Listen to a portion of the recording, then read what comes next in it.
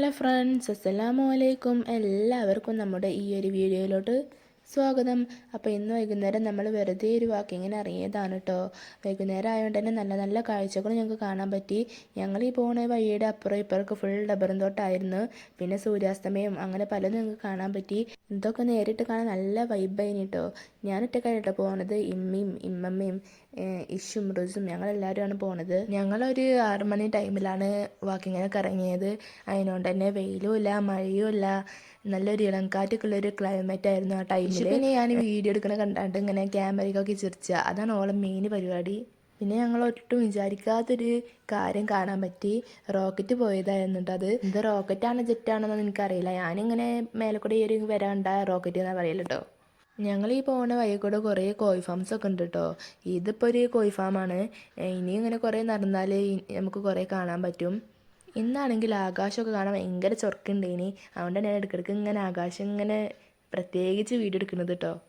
പിന്നെ ഇവിടെ എന്തോ ഒരു കൃഷിയാണ്, എന്താണെന്ന് എനിക്കറിയത്തില്ല കേട്ടോ. ഇതിൻ്റെ അപ്പുറത്ത് പിന്നെ കാണുന്നത് കോഴി ഫാംസ് ആണ്. ഞാൻ പറഞ്ഞിട്ടില്ലേനോ കുറച്ചും പാടെ നടന്നങ്ങനെ കോഴി ഫാംസ് കാണാമെന്ന്.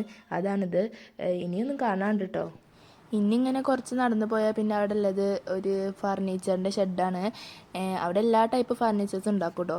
ഇങ്ങനെ ഈ ടേബിള്, സ്റ്റഡി ടേബിള്, ചെയേഴ്സ്, അങ്ങനെ എല്ലാതും ഉണ്ടാക്കും.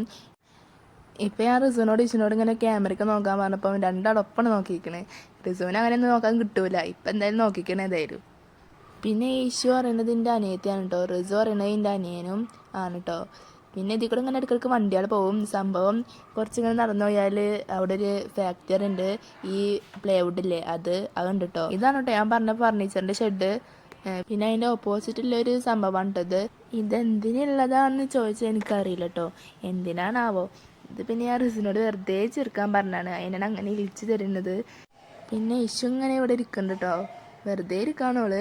പിന്നെ കുറച്ച് കണ്ടിട്ടുണ്ട് റിസുവിനെ അങ്ങനെ വിളിച്ചു കൊണ്ടുപോകണേ. എന്താണെന്ന് വെച്ചാൽ അവിടേക്ക് ഓനിക്കിപ്പോൾ അതിൻ്റെ അപ്പുറത്തേക്ക് ചാടണം. അതിനാണ് ഞാൻ വേണ്ടാന്ന് ഇങ്ങോട്ട് തന്നെ കൊണ്ടുവന്നു കേട്ടോ. പിന്നെ ഉണ്ടല്ലോ, നിങ്ങൾ ആരെയും ഇങ്ങനത്തെ ടൈപ്പ് ഇല കണ്ടിക്കണോ? ഉണ്ടെങ്കിൽ കമൻ്റ് ആക്കിട്ടോ. അത് എന്തിൻ്റെ ഇലയാണ്? എനിക്ക് വെറുതെ നിലത്തുനിന്ന് കിട്ടിയതാണ്. അപ്പം ഞാൻ വെറുതെ എടുത്തു. അപ്പം അങ്ങനെ നമ്മൾ നടത്തൊക്കെ കഴിഞ്ഞ് പിന്നെ തിരിച്ച് വരികയാണ്. അപ്പോൾ ഇന്നത്തെ വീഡിയോ പ്രത്യേകിച്ച് ഇത്ര തന്നെ ഉള്ളൂ കേട്ടോ. ഇനി അടുത്ത വീഡിയോ ആയിട്ട് നമ്മൾ ഉടനെ തന്നെ വരുന്ന കാരണം. അപ്പോൾ എല്ലാവർക്കും അസ്സലാമു അലൈക്കും.